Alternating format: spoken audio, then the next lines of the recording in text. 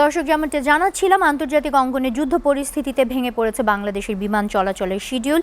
বিমানবন্দরে এসব ঘটনার খোঁজ খবর রাখছেন আমাদের সহকর্মী তাশরিক সঞ্জয়। আমরা সরাসরি চলে যাচ্ছি তার কাছে।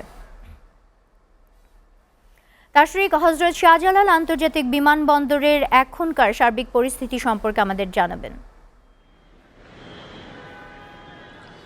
তাসিন, আমি নিশ্চয়ই আপনাকে মধ্যপ্রাচ্য সংঘাতে বাংলাদেশের বিমানবন্দরে যে প্রভাব পড়েছে সেটি জানাবো। এই মুহূর্তে আমি দাঁড়িয়ে রয়েছি হজরত শাহজালাল আন্তর্জাতিক বিমানবন্দরে। শুরুতেই আপনাকে একটি বিষয় আসলে অবগত করতে হয়। এই বিমানবন্দরের বাইরের যে চিত্র আমরা যেখানে দাঁড়িয়ে এই মুহূর্তে সংবাদ কভার করছি, এখানে কিন্তু প্রচণ্ড রকমের মশার উপদ্রব রয়েছে এবং এখানে অগণিত অসংখ্য মশা কিন্তু এখানে আগত মানুষদের জন্য বেশ বিব্রতকর একটা পরিস্থিতি তৈরি করছে। আমরা তাদের সাথে কথা বলে জানতে পেরেছি যে এরকম দৃশ্য কিন্তু এখানে প্রতিনিয়তই ঘটে থাকে। আর মধ্যপ্রাচ্যে যুক্তরাষ্ট্র এবং ইসরায়েলে যে ইরানের আক্রমণ, তার প্রতিউত্তরে ইরান যে জবাব দিয়েছে, অর্থাৎ মধ্যপ্রাচ্যের দেশগুলোতে যুক্তরাষ্ট্রের যে সকল সামরিক ঘাঁটি এবং বিভিন্ন স্থাপনা রয়েছে সেগুলোতে তারা আঘাত এনেছে। এবং এই পরিস্থিতিতে কিন্তু মধ্যপ্রাচ্যের যেই আকাশপথ, সেখানে সব ধরনের উড়োযান চলাচল বন্ধ রয়েছে।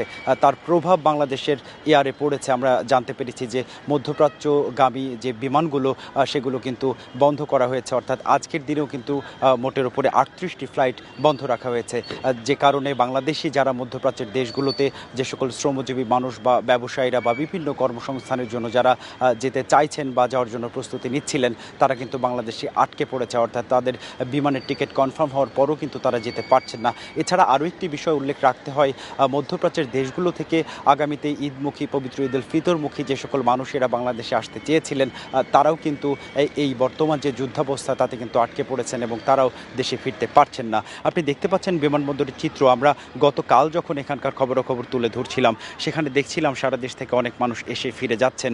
আজ কিন্তু সেই চিত্রটি আমরা পাচ্ছি না, অর্থাৎ বিভিন্ন সূত্র মতে তারা কিন্তু ইতিমধ্যেই জেনে গেছেন ফ্লাইটগুলোর বাতিলের খবর। আজ দুপুর 12টা পর্যন্ত অন্তত 38টি ফ্লাইট বাতিল করা হয়েছে। তারপরে আরও বাতিলের সম্ভাবনা ছিল বলে আমরা বিমান কর্তৃপক্ষ থেকে জেনেছি, যদিও সংখ্যাটি এখনও পর্যন্ত আমাদের জানানো হয়নি।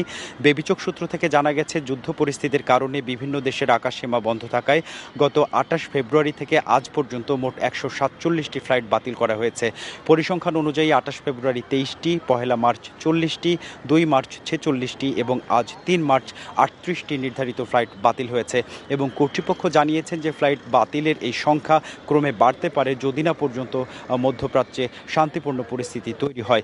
বর্তমানে বাহরাইন, কাতার, আবুধাবি, শারজাহ, তাহসিনা খবরে নিশ্চয়ই জানাচ্ছিলেন এই সকল তথ্যগুলো যে দুবাই রুটের বাদে অন্যান্য রুটে বিমান চলাচল পুনরায় শুরু হয়েছে। ফ্লাইট বাতিল হওয়ায় বিপাকে মধ্যপ্রাচ্যগামীরা রয়েছে। আজ তেমন একটা ফিরতি পথের লোক নেই বলে আমরা জানিয়েছি। এই সংঘাত পরিস্থিতি আসলে পরিস্থিতির কারণে বিমানের যে ব্যত্যয় ঘটেছে শিডিউলগুলো, তার প্রেক্ষিতে কিন্তু কর্তৃপক্ষ অর্থাৎ বিভিন্ন এয়ারলাইন্স যারা টিকিট বিক্রি করেছে তাদের সাথে তাদের যাত্রীদের যোগাযোগ করতে বলা হচ্ছে। এছাড়া স্ব এয়ারলাইন্সের যে সকল কল সেন্টারের নম্বর রয়েছে সেখানে কথা বলেই কিন্তু যাত্রীরা যারা বাংলাদেশে ফিরতে চান বা বাংলাদেশ থেকে মধ্যপ্রাচ্যের দেশগুলোতে যেতে চান, তারা কিন্তু তাদের সঠিক আপডেট খবর পেতে পারেন। তাসিনা। জি তাশরিক, আপনাকে ধন্যবাদ।